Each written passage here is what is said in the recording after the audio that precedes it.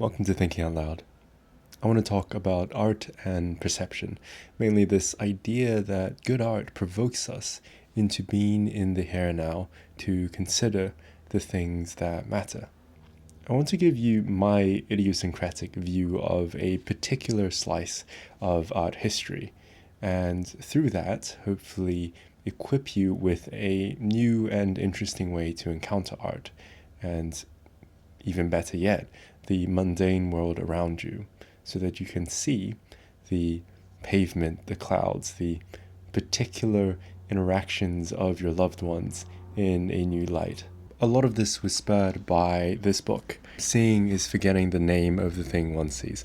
I adore this book. It's been such a rich source of inspiration, and if you want to dig in a little bit more of some of the things we're going to talk about, this is a great one to start with. And I'll be coming back to the subject of this book, Robert Irwin, later on. And so the progression of art could be thought of as a progression of how our attention has changed over time, from upward and outward to downwards and inwards. It shows us what mattered to people, and increasingly over time, what mattered to the particular artists themselves. One way to experience art is to understand it as a glimpse into the mind of the artist, to feel the things that they've felt and to notice the things that they've seen. I'm going to grab another book here by John Berger. It's called Ways of Seeing. I've just begun this one, but I think the title really speaks to a way of approaching this same idea. There are multiple ways of seeing, and art can be thought of as encapsulated experiences of one of those ways. Through doing so, through engaging with art like this, I think that with the best of it, we can expand beyond ourselves through contrast and deepen those parts that are most intimate to us through resonance. And so, what are some of these ways of seeing? One way to frame this arc of art history can be through both what I mentioned before, the shift in attention, or through the way that Irwin puts it, as the flattening of the value hierarchy. First, we started with only depicting religious subjects of Jesus the King, and then eventually it became this particular king, then a wealthy merchant, then a handmaiden, then the handmaiden's red shawl, and then just the color red. And in fact, even beyond that, then the perception of the color red. And so how did we get there? We can start back at the top with medieval art. If you see art from that period, one of the first things that you notice is that it is not naturalistic, meaning that what's depicted in there does not look like how we, in quote-unquote real life, see it. Things are depicted instead based off of spiritual hierarchy. The figures that are depicted bigger are spiritually more important. When it came around to the Renaissance, the predominant philosophy was humanism. Humanism in the sense of the humanities, because I believe around that time there was a rediscovery of the Greek and Roman canon. As a result of studying the humanities, there became a more intimate focus on human potential, on the dignity of the human figure and psyche. This was one factor among many that led to the naturalistic depiction that you see in paintings, in a Mona Lisa or in the Sistine Chapel. It's no coincidence also that it was around this time that perspective began to become developed. One of the next major periods that happened was the Baroque era. The art during this period was made to engineer the viewer's attention through light and drama and emotion. It started to shift away from the perfectly balanced art of the High Renaissance into something that was deliberately trying to draw the viewer in. And the reason behind this was quite funny, actually. The Catholic Church was trying to win people back after the split through the Protestant Reformation. They used these paintings to draw people back in via felt experience. Social media and advertising are not novel in its attempts to manipulate our attention and create visual propaganda. Around the same time that the Baroque era was happening, there was also the Dutch Golden Age. It was during then that we started to get still lives and landscapes and depictions of that wealthy merchant class. This era in general was fascinating for a lot of reasons. For instance, a lot of our modern notions of family, of domesticity, came from this period.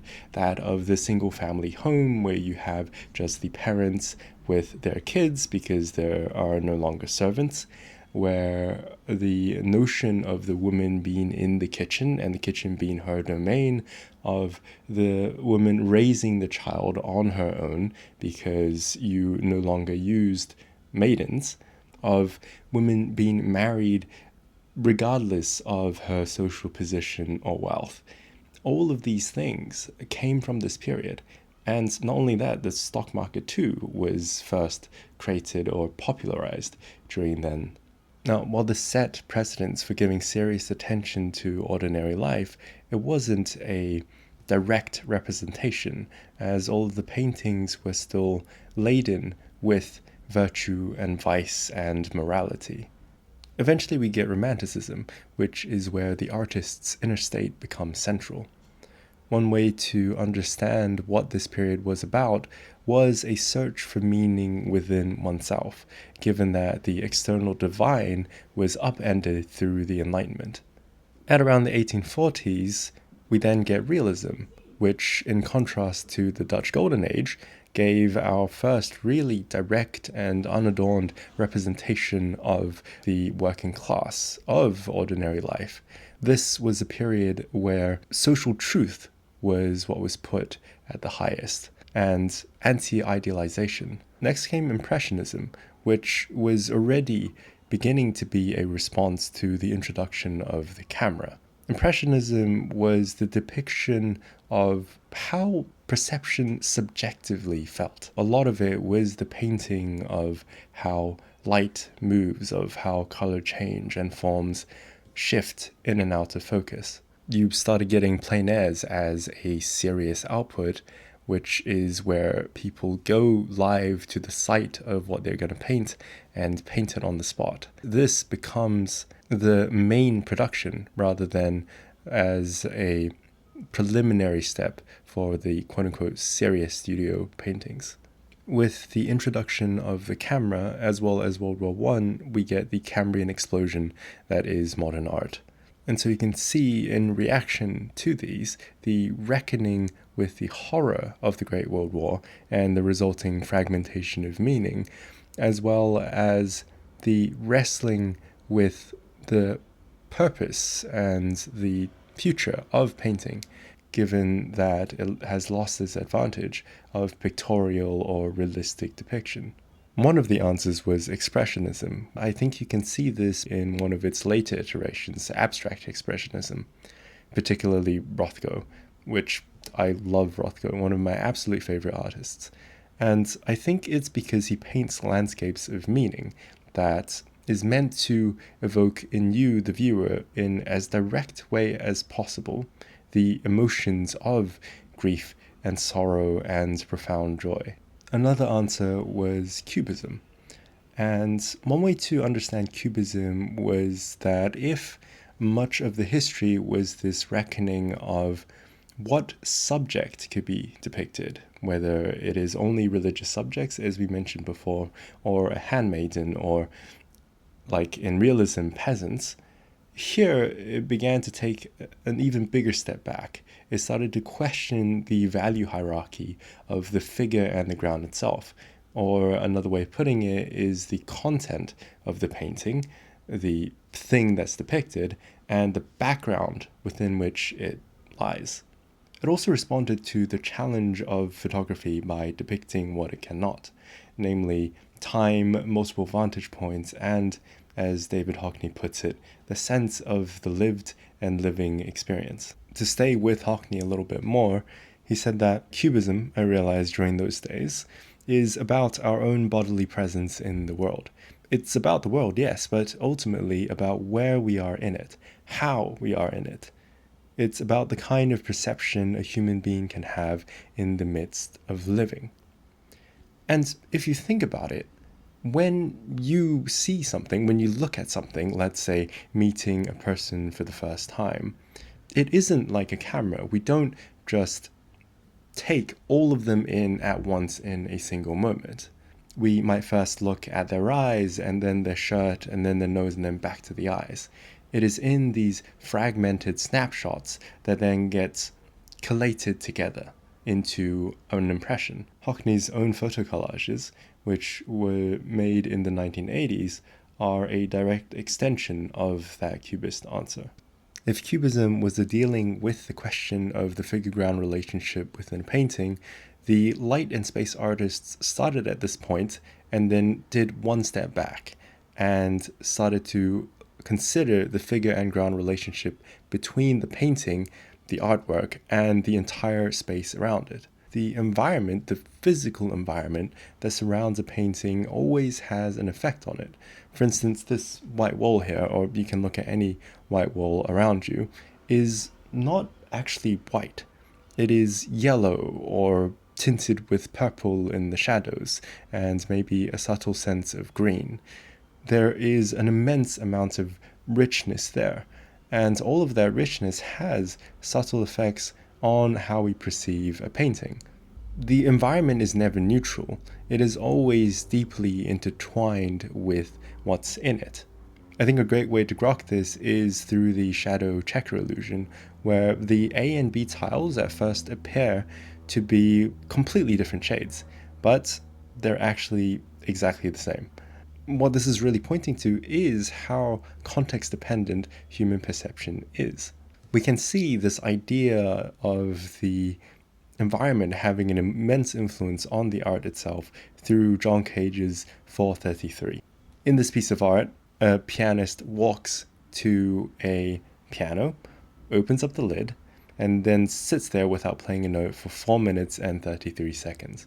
This artwork is about many things, but one of which is this sense that the environment, the sounds, the coughing, the shuffling, the sneezes, all of that is music itself, is part of the music.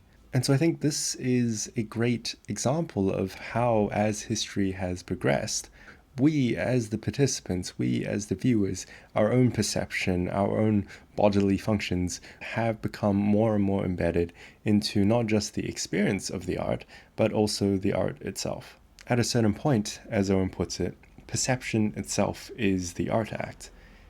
Art is no longer some object outside of us, but it is us. And I think this is why I like really good abstract art. It forces me into a relationship with myself to investigate my own experience, and in that self-investigation, also self-connection. And the questioning of the medium of fine arts started to broaden up beyond, say, painting and sculpture into much more experimental forms like performance art. In the change of the medium came different ways to investigate human experience. I think a really good example is Marina Abramović's entire body of work, but in particular I want to talk about her piece, The Artist is Present. In this piece, for almost 3 months, Abramović sat in MoMA every single day for the length of the entire day on a wooden chair, silent and motionless. And she simply invited the participants to come, sit in front of her, and meet her gaze. As Abramović says herself, this piece is about presence, about engaging with the here now together. If we consider, as C.T. Nguyen argues in his book Games, Agency as Art, that what makes games special is not its ability to give delight, to tell stories, to convey a message, but rather it's through the crafting of agencies, of modes of being for players to inhabit, then we might begin to get a sense of why gamification has been so popular, and also the potential, the power of games to change and transform us through having us inhabit ways of being that we wouldn't have been able to otherwise through play. Games here include both video games and also things like rock climbing, where the designer uses goals, environments, and abilities as the tools by which they practice their art. And I think the best art does that for us. It moves us into being with what we would typically flinch away from, both profound grief and profound joy, and in that process, changes us. To return to Irwin, one theme that is a through line through much of his work is this tension between what he calls imagery versus physicality, or in other words, metaphor versus presence. Especially in his earlier work, he was trying to make things that weren't Rorschachable, that you couldn't look at it and say, this is a painting about a lion, or this is something that reminds me of a duck or a rabbit. Because in doing so, it becomes a representation, a representation of something. And in the engaging of the art, you then engage with it through a secondary layer. And you're no longer with it in its presence, in its energetic field. And it got me thinking about why that might even be good. In my own meditation practice, being here now is often quite uncomfortable, and yet people speak of it as this self-evident good thing. I'm reminded here of Bruce Tift's book, Already Free, which is a dialogue between Western therapy and Buddhism. In it, he talks about how any intense emotion is actually an expression of aliveness, and any attempt to ignore it or push it away or to try and change it is removing ourselves from that raw presence. To connect most fully with an experience, to be as alive as we can, then, is to be with it just as it is, here and now. When Irwin was asked what his ambition was a bit later in life, he replied that it's really just to make you a little bit more aware than you were the day before of how beautiful the world is. I hope you get to visit a good museum in the near future. Thank you for being here with me. I'll see you all soon.